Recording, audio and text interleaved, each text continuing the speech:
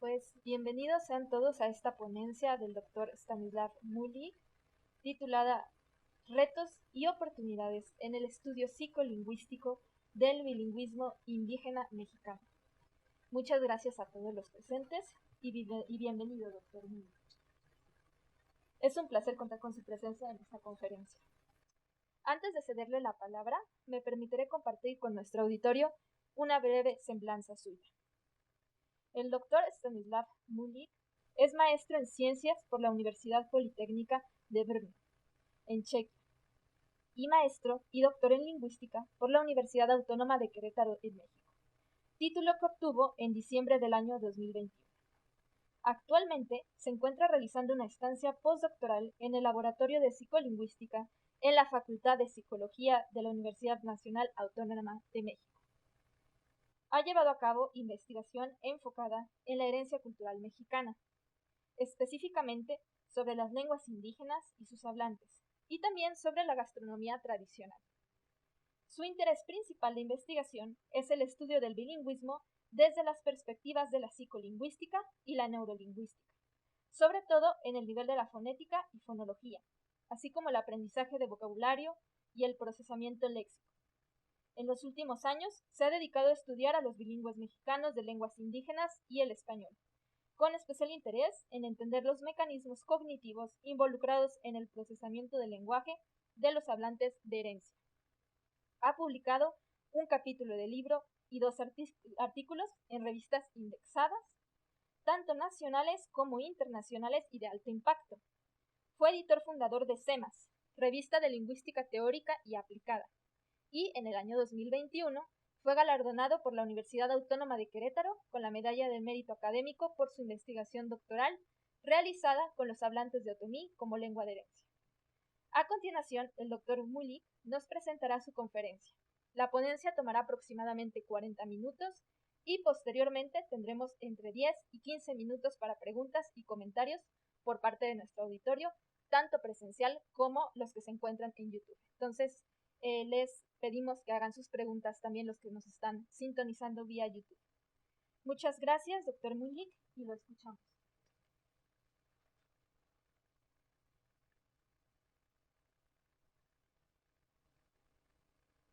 Buenas tardes, muchas gracias por la presentación y también gracias por permitirme compartir con ustedes algo de mi trabajo de los últimos años.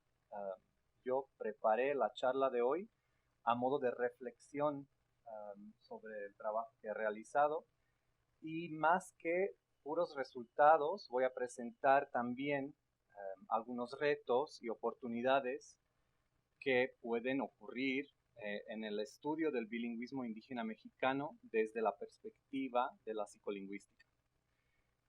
Como verán, las diapositivas están en inglés porque originalmente iba a presentar en inglés, pero creo que es más pertinente presentar en español.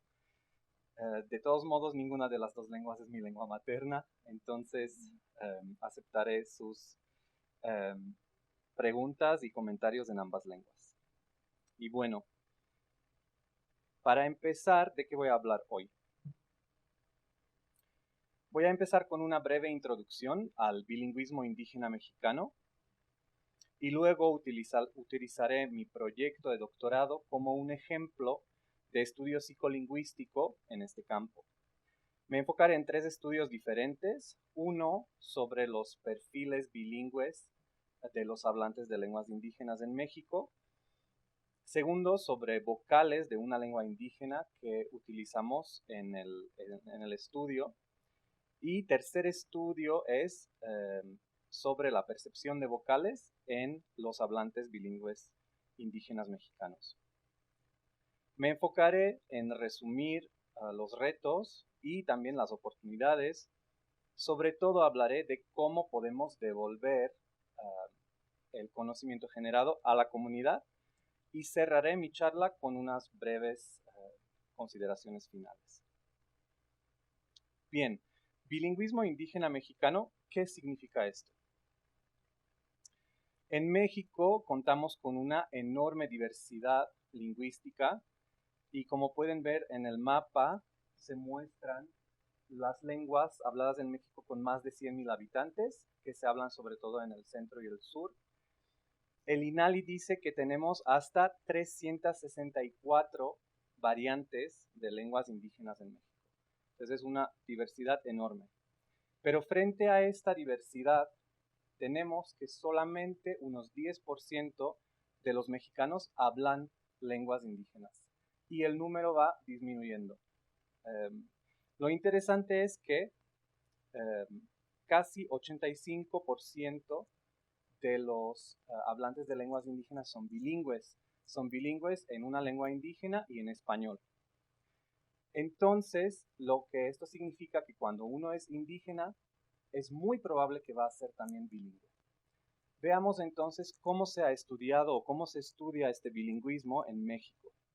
En esta diapositiva les presento algunos datos publicados por Serrano en 2019.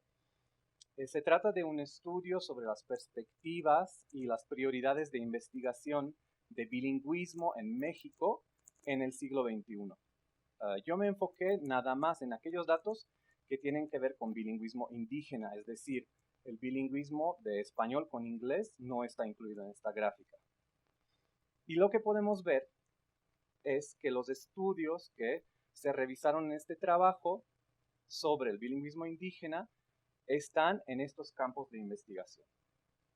La mayoría de ellos está dentro de la sociología del lenguaje. Son estudios sobre el debilitamiento demográfico de las poblaciones indígenas y sobre el desplazamiento de las lenguas originarias. Y también en educación indígena. Y luego tenemos estudios de lenguas en contacto, estudios sociolingüísticos, estudios de adquisición del lenguaje, lexicografía, y en el último lugar hay estudios desde el enfoque psicolingüístico. Entonces yo me pregunto, ¿por qué no se estudia el bilingüismo indígena mexicano desde el enfoque psicolingüístico? Ojalá lo podamos descubrir a continuación. Ahora utilizaré mi proyecto doctoral como un ejemplo de este estudio y me enfocaré en los retos y las oportunidades. Yo en mi investigación me enfoqué a la lengua otomí y bueno, las 9 variantes regionales de esta lengua se hablan en el centro de México, como pueden ver en el mapa, y en particular el otomí de Querétaro tiene varias variantes, y la que yo estudié es el otomí de Santiago Mexquititlán, que se habla en el sur del estado de Querétaro, en Amealco, y este es autodenominado como lengua ñañú. El INALI lo clasifica como otomí bajo del noroeste, y este es vulnerable, de acuerdo con la UNESCO, en cuanto a el peligro de extinción, digamos. La UNESCO clasifica a lenguas en peligro como vulnerables cuando la mayoría de los niños hablan la lengua, pero puede que su uso sea o esté restringido a ciertos contextos y ciertos ámbitos como es el hogar. En este esquema pueden ver que el ser una lengua vulnerable es el primer escalón hacia su extinción, pero esto también está cambiando lentamente y de hecho otras variantes del otomí ya están definitivamente en peligro de extinción y aún otras están severamente en peligro. ¿En qué resulta esta extinción de la lengua? Pues resulta en hablantes indígenas monolingües en español. ¿Qué es lo que pasa entonces en este panorama? ¿Cuál fue el objetivo de mi tesis doctoral? Yo me planteé estudiar la percepción de los contrastes vocálicos en bilingües ñañú-español. Esto resultó muy interesante como pregunta o como objetivo porque aquellos bilingües que no utilizan a menudo su lengua materna pueden mantener cierta sensibilidad perceptual a los sonidos. Pero aquí empezamos con el primer desafío. En estudios psicolingüísticos, uno necesita muestrear tanto una población de participantes para el estudio como los estímulos que se van a utilizar en el experimento. En este caso, pues fue un desconocido tanto la población como los estímulos. Entonces surgieron estas preguntas. En primer lugar, queríamos ver con mis asesores en mi proyecto doctoral qué tan bilingües son los hablantes del ñaño que viven en Querétaro. En otras palabras, cuál es su grado de bilingüismo con el español. En segundo lugar, aquellos contrastes vocálicos que se han descrito de manera teórica en el ñaño existen hoy en día en el habla de los hablantes del ñaño. Y en tercer lugar, estos bilingües que viven en Querétaro perciben aquellos contrastes vocálicos pertinentes al ñaño, a su lengua materna, pero que no son pertinentes al español. Es decir, si hay algunos sonidos que no existen en español, estos hablantes, a pesar de no usar mucho el ñaño en su vida diaria, los perciben o no los perciben. Entonces me enfocaré en 3 estudios que van de acuerdo con estas 3 preguntas. El objetivo del primer estudio fue describir el perfil lingüístico de los bilingües ñaño-español. Y empezaré por los retos. Uno de los retos que nos podemos encontrar en este tipo de trabajos es la falta de instrumentos apropiados y específicos para la lengua en cuestión. Hubo trabajos y hay trabajos que desarrollan un instrumento que, en este caso en otomí, los bilingües traducen del otomí al español y al revés y describen situaciones en ambas lenguas también para ver su nivel de competencia en ambas. Sin embargo, pues estamos de acuerdo que crear instrumentos de esta forma para 364 variantes sería sumamente laborioso y muy difícil. Nosotros intentamos resolver este reto utilizando un cuestionario de autorreporte de las habilidades de los bilingües en ambas lenguas, y en este caso se trata de Bilingual Language Profile o BLP, que tiene 4 módulos, cada uno sobre diferentes aspectos de uso de las lenguas, y con este pues pudimos observar si los hablantes son bilingües balanceados o si son más dominantes en español o si son más dominantes en ñaño. Otro reto que va a ser un reto recurrente en todos los estudios es el reclutamiento de participantes y un tamaño suficiente de muestra. En estudios en bilingüismo mayoritario, por ejemplo, de español-inglés, resulta muy conveniente muestrar los participantes de un salón de clase de inglés como segunda lengua y se puede conseguir una muestra bastante grande. En este caso, yo acudí a la ayuda de mi compañera, la doctora Carola Rico, quien en su tesis de maestría y doctorado trabajó con una población ñaño que vive en la ciudad de Querétaro, y ella me presentó a la comunidad y entonces se estableció una relación de más confianza entre los participantes y el investigador. También existe cierto rechazo a la terminología apropiada cuando se trata de estudios de bilingüismo en México con indígenas mexicanos. ¿A qué me refiero? Seguramente han escuchado de la polémica del dialecto versus lengua indígena. El dialecto es una variante regional de una lengua, sin embargo, muchas veces se utiliza de forma despectiva para describir una lengua indígena, queriendo decir no es una lengua en su pleno derecho, es solo un dialecto porque, por ejemplo, no tiene escritura, etc. Con esto está relacionado también el tema del bilingüismo, porque dependiendo de cómo se vea, el bilingüismo se puede presentar como una cosa buena o una cosa mala.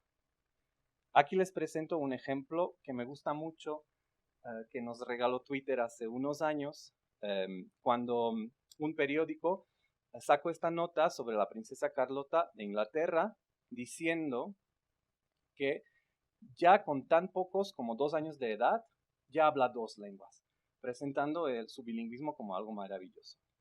Pero hubo mucha reacción de los usuarios de Twitter, como por ejemplo esta persona que comentó que también la mayoría de los hijos de los inmigrantes hablan 2 lenguas, pero supone que eso no es tan impresionante cuando uno es pobre. Entonces, este ejemplo me gusta mucho porque en México pasa algo parecido en cuanto a bilingüismo, porque está esta creencia errónea de que hablar una lengua indígena, además del español, no nos va a permitir nunca hablar bien el español, ¿no? Como que el bilingüismo es algo malo. Y con esto también está relacionado el uso de términos hablantes de herencia y lenguas de herencia que se utilizan mucho en otros países, pero en México no se han utilizado tanto. Nosotros hicimos un estudio sobre los bilingües ñaño-español, revisamos los trabajos publicados sobre este tipo de bilingüismo en los últimos 20 años y encontramos que los hablantes de herencia indígena mexicana, como los llamamos, muestran los rasgos prototípicos de hablantes de herencia reportados en otros países, como por ejemplo la exposición temprana a una lengua indígena desde el hogar, diferentes grados de bilingüismo, también la relevancia familiar de la lengua y la cultura indígena y cambio gradual de dominancia lingüística desde la lengua indígena hacia el español. Además de estos rasgos prototípicos que muestran todos los hablantes de herencia y también muchos de los bilingües ñaño-español, los hablantes de herencia indígena mexicana parecen vivir en una situación constante de conflicto social, cultural y lingüístico, la que está alimentada por discriminación, castellanización y el mestizaje. Pero bueno, pudimos averiguar que muchos de los bilingües son hablantes de herencia, efectivamente. Aquí les presento algunos resultados del BLP. No voy a entrar en detalles técnicos, pero con este instrumento pudimos identificar un grupo bastante grande de hablantes de bilingües balanceados y un grupo de hablantes dominantes en español, y no encontramos hablantes dominantes en el ñaño. Lo interesante es que cuando se miran los resultados por módulo del cuestionario, lo que importa a la hora de si voy a pertenecer a uno u otro grupo es el historial lingüístico, es decir, las personas que nacieron y vivieron en la comunidad indígena y luego se mudaron a la ciudad, resultaron ser aquellos bilingües que son balanceados entre ñaño y español. Y las personas que nacieron ya en Querétaro resultaron ser muy dominantes en español. Y el uso de las lenguas y la competencia en ellas iban relacionadas con este historial. Entonces, para resumir este primer estudio, estos instrumentos nos permitieron identificar qué perfiles bilingües existen entre los hablantes del ñaño en Querétaro y invitarlos como participantes a los siguientes estudios. Sigamos entonces con el segundo estudio, cuyo objetivo fue describir de forma acústica las vocales del ñaño. Y el primer reto al que nos enfrentamos fue la preparación de estímulos. Otra vez, cuando hablamos de bilingüismo mayoritario y queremos preparar estímulos, por ejemplo, de una lengua como es el inglés, para estudiar la diferencia entre la vocal I tensa y laxa, tenemos muchos ejemplos en la literatura y es muy fácil acceder a estos ejemplos y crear estímulos como por ejemplo sheep y ship. En cuanto a las vocales del ñañú, el reto fue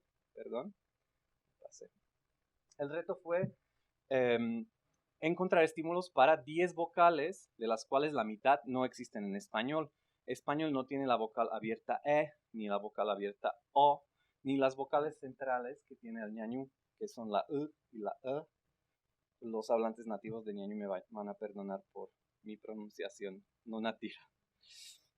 Entonces, como si no fuera suficiente la dificultad para buscar estímulos para estas vocales, cada vocal del ñaño tiene un tono. Existe tono alto, tono ascendiente y tono bajo. Entonces, en este caso, para la vocal nasal A, se encontraron 9 palabras para poder describir sus propiedades acústicas. Y esto se hizo para todas las vocales, buscando en el diccionario las palabras que podrían ser utilizadas para esta descripción y luego construyendo una lista que tuvo que ser verificada por un hablante nativo del ñañú para ver si estas palabras de verdad se pronuncian de esta forma hoy en día. El otro reto recurrente es el reclutamiento de participantes. En este caso pudimos contar con la ayuda de maestros de la lengua ñañú y de sus familiares, quienes son nativo hablantes y hablantes proficientes de la lengua, quienes acudieron al laboratorio y realizaron la grabación de todos los estímulos en una sesión de aproximadamente 2 horas. Sin su trabajo no sería posible realizar nada de lo que les estoy presentando hoy. Y finalmente este fue un reto más personal. Uno como psicolingüista no está siempre entrenado en otras ramas de la lingüística, pero para este estudio en particular tuve que aprender el análisis acústico para describir las vocales que necesitaba utilizar como estímulos en el experimento psicolingüístico y para poder graficarlas de manera parecida, como aquí ven las vocales del español que corresponden a la posición de la lengua en la boca.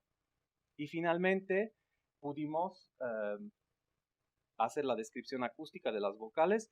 Otra vez no voy a entrar en detalles técnicos del estudio, pero lo que encontramos fue que todas las 10 vocales del ñañú están producidas por todos los hablantes que participaron en el estudio como fonemas distintivos. Es decir, no se encontró evidencia de fusión entre ninguna dos vocales.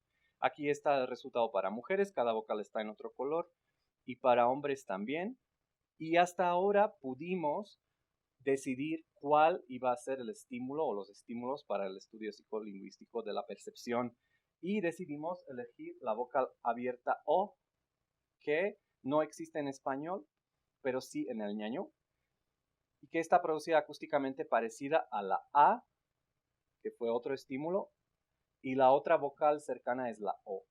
Entonces, estos dos contrastes de la O abierta con estas dos vocales se eligieron como estímulos para el experimento perceptual.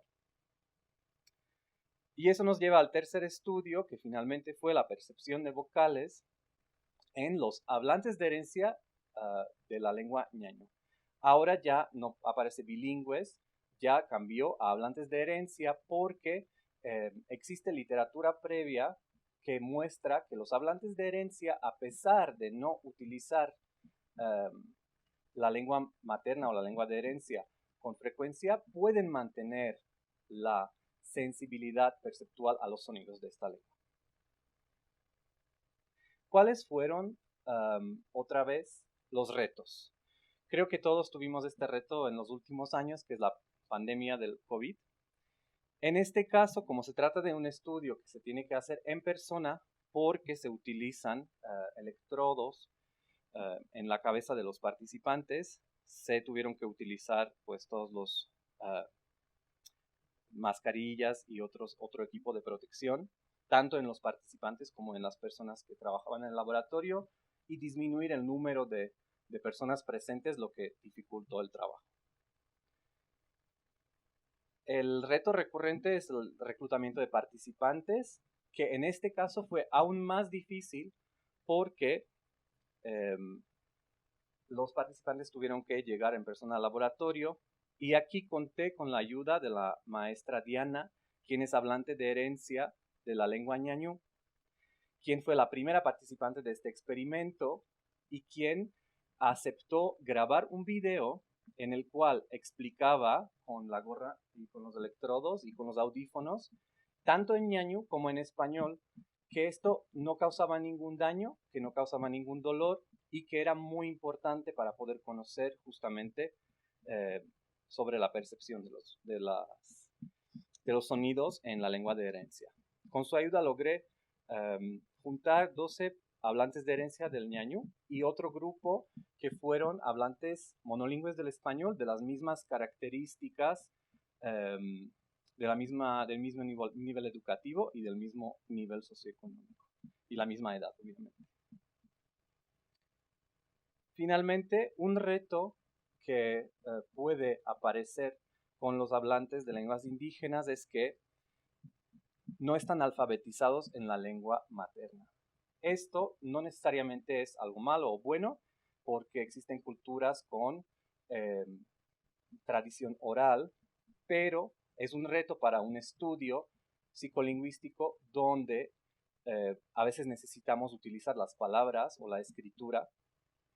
Y el otro reto tiene que ver con las computadoras, porque también muchas personas no han utilizado computadoras o muy poco, entonces se necesita recurrir a una familiarización tanto con los equipos como con las tareas.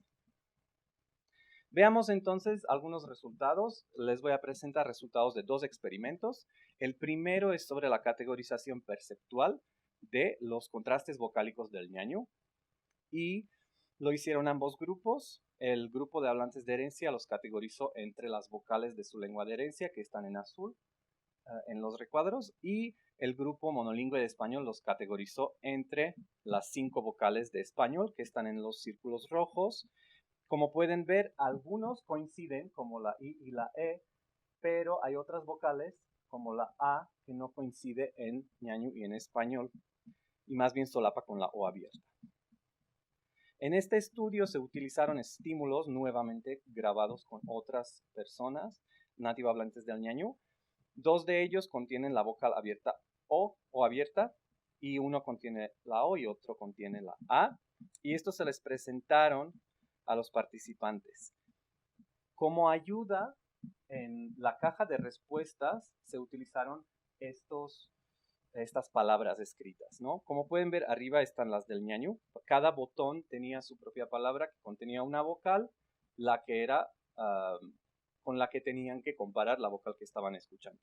Para español abajo se utilizaron sílabas, pero para el ñañú se utilizaron palabras porque si los participantes no están alfabetizados en la lengua materna, por esta falta de en la educación, por ejemplo, que no hay escuelas que enseñen la alfabetización en la lengua indígena, sino en español, tuvimos que acudir a palabras que tuvieran significado y mostrar también las imágenes que representaban estas palabras. Por ejemplo, la uña en ñañú se dice sha, XA subrayada. Entonces tuvimos que también tener una sesión de, digamos, mini sesión de alfabetización con estas 7 palabras y asegurarnos que todos los participantes entendían cuál botón correspondía a cuál sonido. No es perfecta la manera, pero era lo mejor que pudimos hacer. Les voy a presentar otra vez unos pocos resultados de esta tarea. A la izquierda están los hablantes monolingües de español, quienes clasificaron la vocal O abierta del ñañú, lengua que no hablan, entre la A y la O del español. Sin embargo, los hablantes de ñañú como lengua de herencia no mostraron una preferencia clara por ninguna vocal posterior. Esto fue en la palabra po. En otra palabra, que es da, en esta palabra los monolingües de español clasificaron la vocal más parecida a la A del español y los hablantes de herencia también. No mostraron preferencia por la O abierta, lo que nos hace suponer que en un experimento, de manera consciente, estos hablantes ya no mantienen esta categoría en sus vocales de la lengua de herencia, en su repertorio. Entonces, pasando a estudio neurofisiológico, ¿qué es lo que pasa entonces a nivel neuronal o cerebral? Para esto utilizamos la metodología de electroencefalograma con la técnica de potenciales relacionados con eventos, que funciona de tal forma que por medio de unos electrodos ubicados en la piel cabelluda de los participantes, se registra la fluctuación de la señal eléctrica en su piel cabelluda que corresponde con la señal, con la actividad de las neuronas, y esta señal se filtra, se amplifica y se promedia para nosotros obtener para cada electrodo este tipo de gráfica o este tipo de datos que corresponden o que se pueden relacionar con los procesos cognitivos que subyacen, en este caso, a la percepción de sonidos o de vocales. El paradigma que se utilizó fue en inglés llamado Triple Oddball porque tiene 3 tipos de estímulos auditivos. El estímulo estándar o el frecuente, en este caso, era la palabra pa o la palabra do, con vocales que también existen en español, pero todas estas palabras son del ñaño. El estímulo que se desvía, digamos, de manera acústica del estándar, fueron palabras que contenían la vocal de interés, la O abierta, y estos se presentan infrecuentemente. Y aún menos frecuente es el estímulo meta o target, que en este caso fueron las palabras P y D, dependiendo de la condición, a la cual los participantes tienen que reaccionar de forma abierta apretando un botón. Entonces, ¿cómo se ve esto en el experimento? Se escucha pa, pa, pa, de vez en cuando se escucha po, y ahí se registra justamente la actividad cerebral para ver si a nivel neuronal este cambio de vocal causa una reacción o no. Y luego otra vez se escucha pa, y la vez que se escuche P, el target, los participantes tienen que presionar el botón para desviar su atención del estímulo que nos interesa y también para que presten atención durante este experimento. Y esto pasa durante 15 minutos para cada contraste. ¿Y qué es lo que podemos ver a partir de los resultados? Aquí puse el esquema de la cabeza desde arriba. Aquí está la nariz, la nuca. Y vamos a ver el resultado para el electrodo frontal central, que este nada más es un ejemplo. Cada tipo de estímulo tiene su propio color y en el eje de los X está el tiempo en milisegundos, es decir, esto es menos de un segundo, y en el eje de las Y está el potencial en microvolts. Negativo es para arriba. Yo me voy a enfocar en 3 componentes, el N100, N200 y P300, que están relacionados justamente con percepción de vocales. De manera resumida, aquí están los resultados para ambos grupos. A la izquierda está el grupo de hablantes de herencia, a la derecha de los monolingües de español. Abajo está el contraste de la O con la O abierta y arriba el contraste de la A con la O abierta. Y otra vez, sin entrar en muchos detalles, vamos a ver que observamos en todas las condiciones la P300, que es un efecto que se mide con la diferencia entre la línea azul y la línea negra, que es provocado por una correcta percepción de los targets, del P y el D. Esto era un efecto esperado. Lo que queríamos ver, si los hablantes de herencia van a mostrar un efecto de N200, el que estaría relacionado con una exitosa percepción del contraste de la O abierta, ya sea con la A o con la O. Sin embargo, encontramos este efecto en ambos grupos, no sé si lo pueden ver, solamente en el contraste de la O y no en el contraste de la A. Esto no era esperado y lo que podría significar es que los hablantes de herencia, igual que los monolingües del español, están asimilando la vocal O abierta a una A del español, porque se producen bastante cerca de manera acústica, lo que significaría que no hay quizás diferencia en la percepción. Lo que no nos esperábamos encontrar fue una N100 muy pronunciada en los hablantes de herencia en comparación con los monolingües del español. Y esto podría ser causado por un mayor número de neuronas que estén afinadas a los sonidos de la lengua materna desde la niñez, cuando ocurre este afinamiento perceptual, en la corteza auditiva primaria, que es lo que causaría pues este resultado, que de manera topográfica se ve igual en ambos grupos, otra vez desde arriba. Vemos que la distribución es igual, pero en el pico de la N100, los hablantes de herencia del ñaño muestran mucha más intensidad que los hablantes monolingües del español. Bueno, Pasando de los resultados a resumir los retos y las oportunidades que ofrece este tipo de estudios.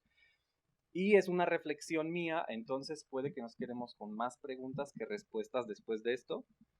Pero quisiera empezar con la falta de fondos y de infraestructura, no solo en psicolingüística, pero de manera general. Aquí les muestro unos datos de la Organización para el Desarrollo de la Cooperación y Desarrollo Económicos, si no me equivoco, y se muestra los diferentes países cuánto del PIB, del Producto Interno Bruto, dedican a la investigación y desarrollo. Y el promedio en esta organización es de 2.5%. Si buscamos México, y creo que no se ve mucho, está al final, junto con Colombia, Chile y Argentina, destinando menos del 0.5% del PIB para la investigación y desarrollo. Entonces, esto obviamente se traduce en la falta de fondos para equipos caros y otras cosas en investigación. El reto que también viví más de cerca fue el estigma de colonización, porque todos sabemos que los pueblos indígenas fueron colonizados por hombres europeos blancos. Entonces, para mí fue muy importante no perpetuar el estigma. Sobre todo, creo que hay que ser muy cuidadoso con poblaciones vulnerables y, como un ejemplo por todos, es no extraer datos lingüísticos o culturales sin retribuir nada a la comunidad. Porque muchas veces esto puede tener mucho valor y no nos podemos beneficiar nada más personalmente y no devolver. Y el otro reto, que es un poco resumiendo toda esta situación que vimos en los otros retos, es que las lenguas y los hablantes están relegados a contextos informales o contextos que no tienen tanto prestigio como español, inglés y otras lenguas. Aunque sí ha habido, por ejemplo, en la Universidad Autónoma de Querétaro, intentos de poner letreros en la lengua ñañú para subir su prestigio, etc. Todavía falta mucho trabajo. Pasándome a las oportunidades, el primer tipo de oportunidades son aquellas que tienen que ver con la academia o con la investigación. Y según mi punto de vista, la más importante es la oportunidad de reducir el sesgo en investigación hacia poblaciones, que en inglés se utiliza este acrónimo WEIRD, que son Western Educated, Industrialized, Rich and Democratic Societies. ¿Qué quiere decir esto? Que la mayoría de las investigaciones en bilingüismo, lingüística aplicada, en psicología, se hacen con participantes blancos de países ricos, alfabetizados en su lengua, en todas las lenguas, con acceso a educación superior, con uso de computadoras, etcétera, que no viven en una situación precaria. Sin embargo, estas poblaciones representan solamente 10% de la población mundial. ¿Qué pasa con hablantes bilingües de lenguas indígenas mexicanas, por ejemplo? Y tomé esta foto de una nota periodística sobre el encarcelamiento injusto de mujeres indígenas que viven en una situación muchas veces de pobreza, que no tienen la oportunidad de ser alfabetizados en su lengua materna o aprender a leer y escribir en su lengua materna, lo aprenden en español, que muchas veces no tienen acceso a educación y menos a computadoras. ¿No podrían ser ellos más representativos, en este caso del bilingüismo a nivel mundial? La otra oportunidad que se presenta es la publicación de datos novedosos sobre lenguas poco estudiadas y poblaciones que no están representadas. Y esto, en mi caso, considero que hay que hacerlo tanto a nivel local, como estos dos artículos que se publicaron en México, como a nivel global, con publicaciones internacionales. Pero pasando a lo más importante, existe la oportunidad de devolver el conocimiento generado hacia las comunidades que participan y colaboran en este tipo de investigación, que quizás muchas veces se olvida o como investigadores no nos dedicamos a este tipo de trabajo.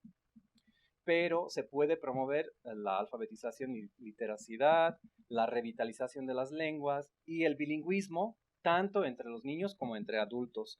Y voy a presentar unos ejemplos del trabajo con niños que se realizó con mis compañeros del diplomado en Cultura y Gramática de la Lengua ñañú que tomé en la universidad.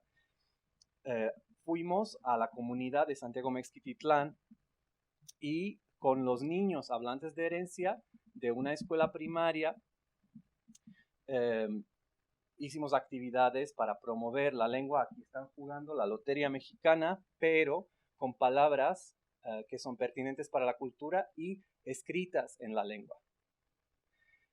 También pues hubo actividades de promoción de la importancia de la lengua y videos sobre la importancia de la lengua materna en todos los hablantes. Los maestros de la escuela nos estaban diciendo que existe una falta de materiales de este tipo y hablaré de eso un poco más adelante. En cuanto al trabajo con adultos, en 2020 ofrecí un taller gratuito de ñañú con lo que aprendí sobre esta lengua en el diplomado, y lo importante era que no era necesario tener conocimientos previos del ñañú, pero si ya hablabas ñañú, podrías aprender a escribirlo en esta clase. Entonces se utilizaron libros que ya existen y diccionarios que en su mayoría están hechos por el doctor Ewald Hecking, un investigador holandés que se ha dedicado más de 40 años en el estudio de la lengua ñañú y de la cultura y de los hablantes. Entonces contamos también con su participación, donde estaba explicando justamente las vocales, y con otros maestros, como la maestra Carla, quien estaba enseñando números relacionados con su proyecto de tesis. Y bueno, finalmente, en la pandemia, se pudieron preparar algunos de los recursos que los maestros nos comentaban que hacían falta. Se creó, con apoyo de la Rectoría de la UAC, este proyecto en línea como apoyo a la formación docente en contextos interculturales bilingües en Querétaro, donde se resumió material didáctico y actividades enfocadas en difundir y valorizar la diversidad lingüística del país. Fue un proyecto colaborativo con muchos materiales sobre números y palabras en ñañú y hojas en PDF que se pueden descargar y se pueden utilizar en el salón de clase con los niños ñañú, pero también con la población mayoritaria. Por ejemplo, esta infografía que habla sobre la diferencia entre lengua y dialecto, sobre la diversidad lingüística del país y riesgos de extinción de las lenguas indígenas mexicanas. Entonces los invito, si lo quieren descargar, pueden googlear apoyo docente intercultural y ahí en la página están todos los recursos.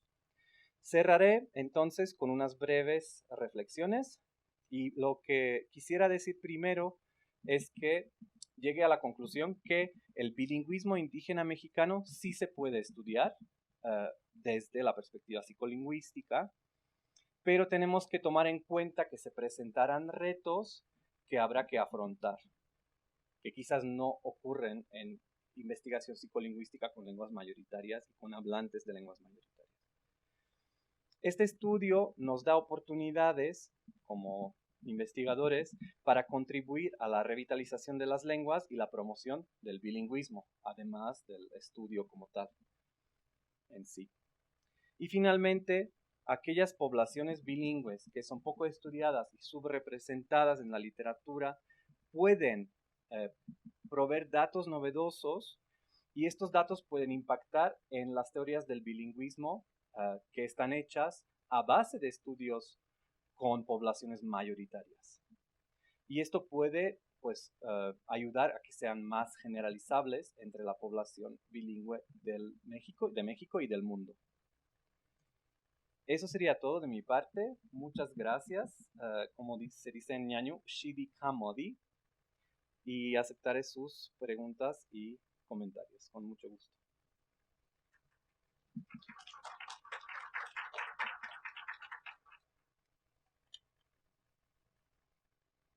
Mi pregunta, doctor, tiene que ver con el primer estudio.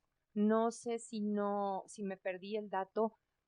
Cuando al final nos pone, nos habla de los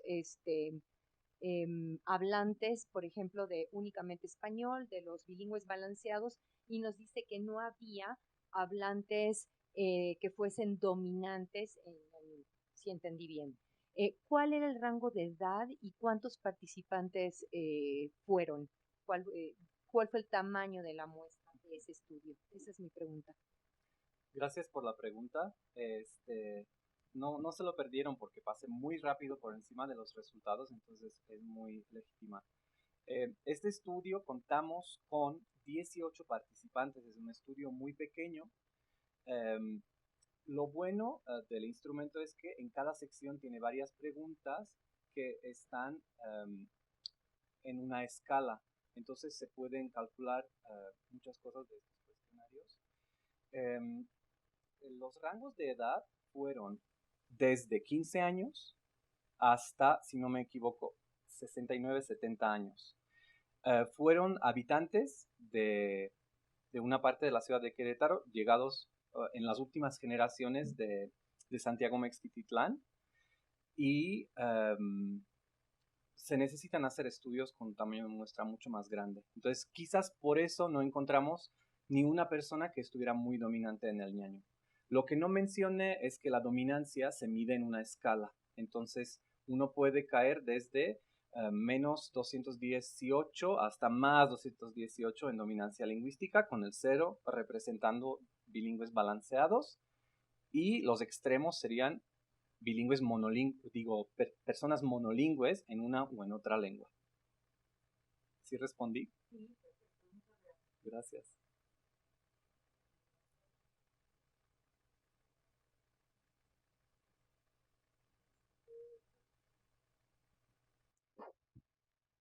Bueno, yo quisiera preguntar, ¿cómo es que se seleccionaron las vocales después del análisis acústico en el que se determinaron las diferentes vocales?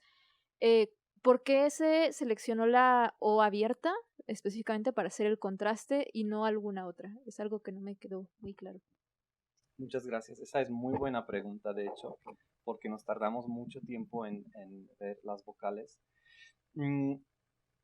Si se pudiera, uno podría seleccionar otras vocales también, porque es un estudio muy interesante, ¿no? Para verlo con otras vocales. Pero la O abierta específicamente se seleccionó porque su producción acústica no encaja en la simetría del sistema del ñañú, vocálico del ñañú, porque la O abierta normalmente se produce un poco más un poco más cerrada como en el ñañú. En el ñañú es muy abierta y está muy parecida para los que no hablan ñañú, es muy parecida a la A del español. Entonces, quizás la lógica detrás era que si los hablantes de herencia mantienen esta vocal difícil quizás de pronunciar, van a mantener también los otros contrastes de las otras vocales. Pero vimos que, aunque sí mantienen cierta sensibilidad a las vocales de su lengua materna, quizás no tienen en el desempeño, no hay diferencias entre ellos y en los monolingües de español que nunca han estado expuestos al ñaño. Pero sí, a mí me habría gustado mucho repetirlo con la E abierta, que quizás está un poco más robusta en cuanto al contraste con las otras vocales, con la E cerrada.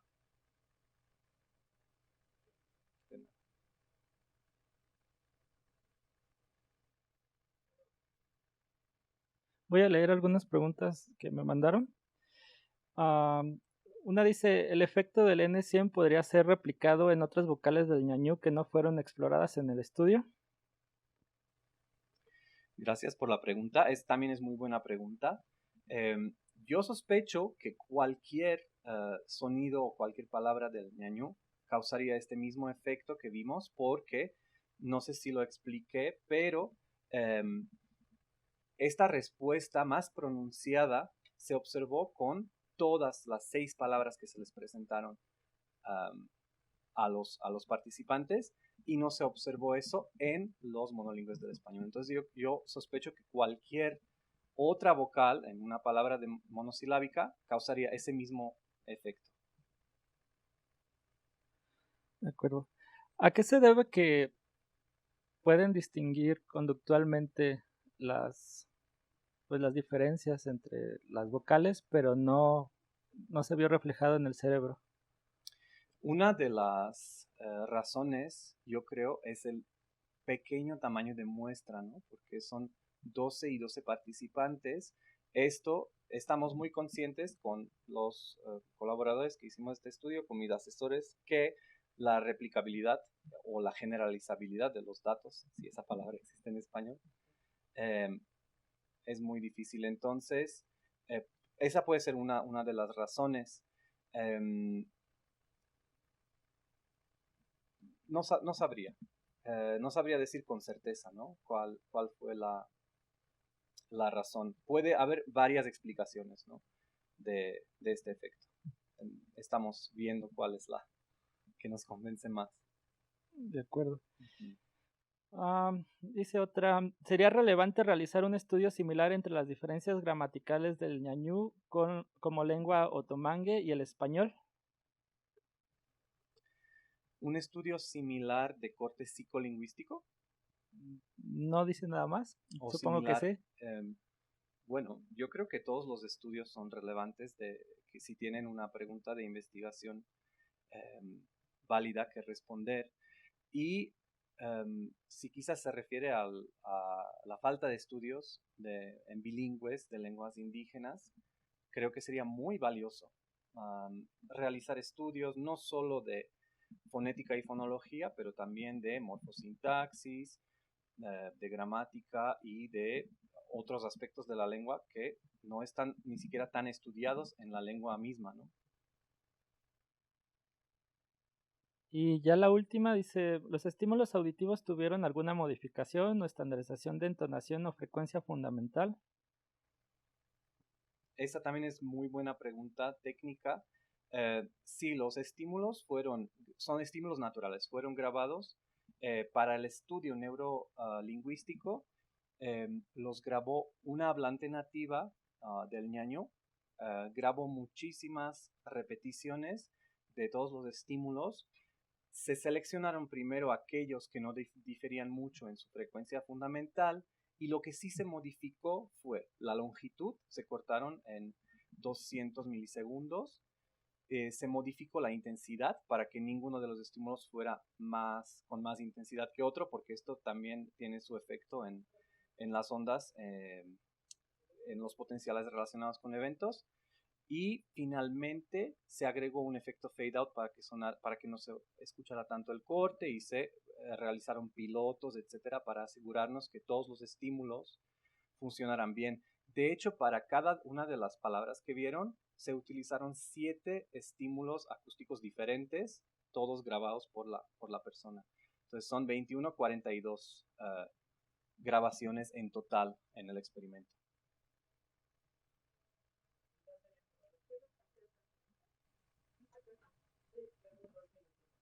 Gracias. Rapidísimo entonces. ¿Tuvieron Adelante. evidencia de code switching, de alternancia entre las dos lenguas en el tiempo que estuvieron en la comunidad, doctor Stan? Gracias por la pregunta. Esto es muy importante, ¿no? Porque el code switching puede tener efectos muy importantes en esto. El instrumento no mide code switching como tal, pero una de las características de la lengua de herencia es su uso reducido. Entonces, muchas de las personas hablantes de herencia utilizan el español y quizás no hablan el ñañú y solo entienden algunas palabras. Entonces ellos no tendrían por qué tener efectos de code switching porque probablemente no lo hacen. Pero en personas proficientes en ambas lenguas, en los bilingües balanceados, seguramente sería bueno investigar qué tanto code switching hacen, lo que a veces es difícil porque cuando uno habla ñañú está muy permeado con palabras del español como préstamos léxicos o con elementos de gramática ñañu antes no tenía preposiciones, ahora cuenta con preposiciones que llegaron del español y se adaptaron a la lengua.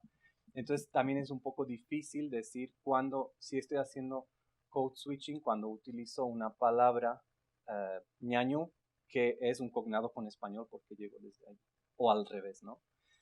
Entonces, pero es algo muy importante en bilingües considerar el code switching.